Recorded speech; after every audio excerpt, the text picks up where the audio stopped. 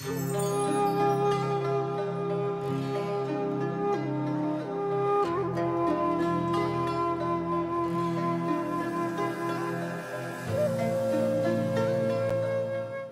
other concept inside the pedestrian model of walking is that and this is my view of the way Westerners walk, because we have that pedestrian model, is that we walk with our legs, and the forward leg, we break balance then, the forward heel strikes the floor, and the model is that as we strike the floor, we generate a pulse or return of energy coming back up the spine that gives a propellant to go to the fulcrum of the big toe in that concept, that allows the other leg to step through, and then repeat that. So you're constantly going from balance to breaking balance, catching it with the opposite foot, coming with the toe off and making those movements.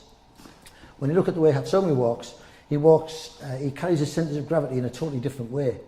And in the Budo, there's 3 different steps. So you've got a decisive step, which will be possibly bone breaking. You have an evasive step where you've got to there and you've had to move around it. And you've got an explorative step where you might be finding something on a person. So all of those 3 come from the concept that you can't be falling to find that. I can't fall and then start being exploratory. I've just lost my core. Do you understand that? Because I've lost my poise. So the second I lose my poise and my core, I'm weak, I'm predictable, and I'm falling. So that again is a different way of moving. And then if we look at a mawashi geri, a mai geri would also be a kick to this area. You wouldn't want to be on the end of one of those, especially at this height.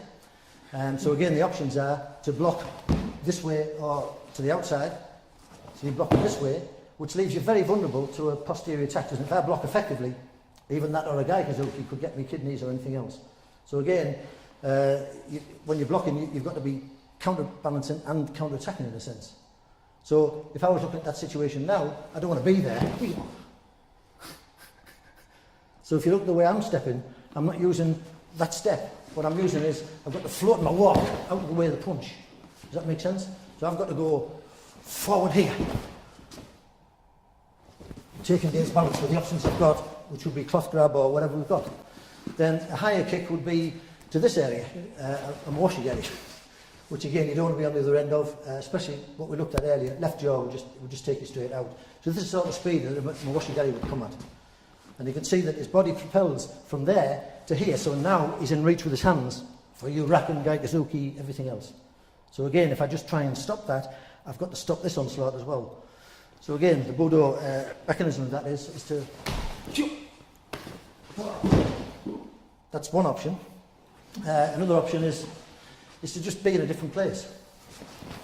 Be someplace else where this would be the next move.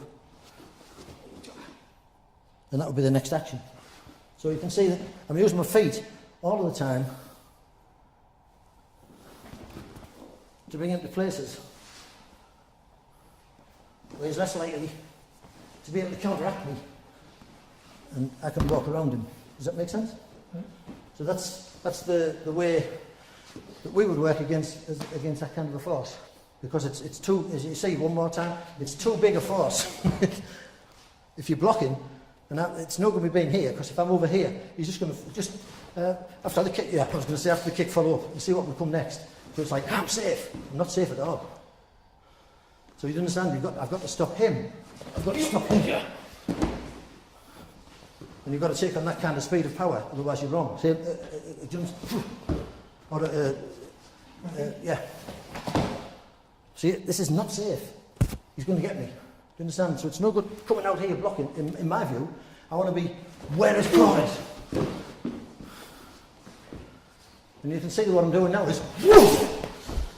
is using intent, which makes me go from here. He's about to kick, and I use intent on him. So I can only attack when he's decided to attack. So I'm here, it's like, you're going to attack now. So that again is a use of propulsion. And then when I land, it's not like a punch, is it? No, it's a small. Yeah. So my punch starts here. There's my punch. When it got to here, that's my punch.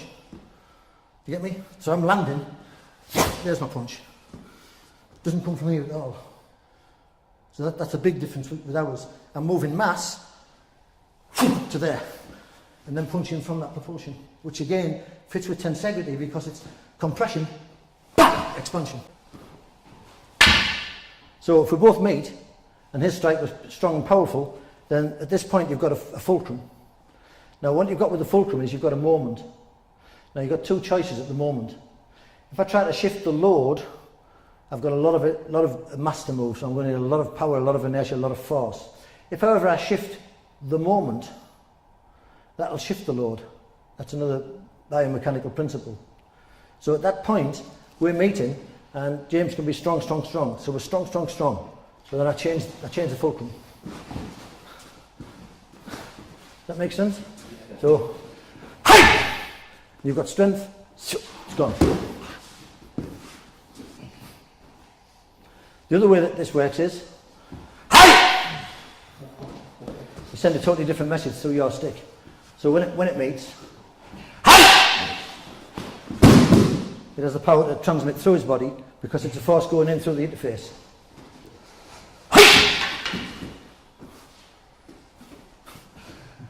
So we'll go back to the first one. So you just meet, hey! So you've got strength, shift the fulcrum, shift the fulcrum, shift the fulcrum, lock him up. Now he can't get away from his weapon.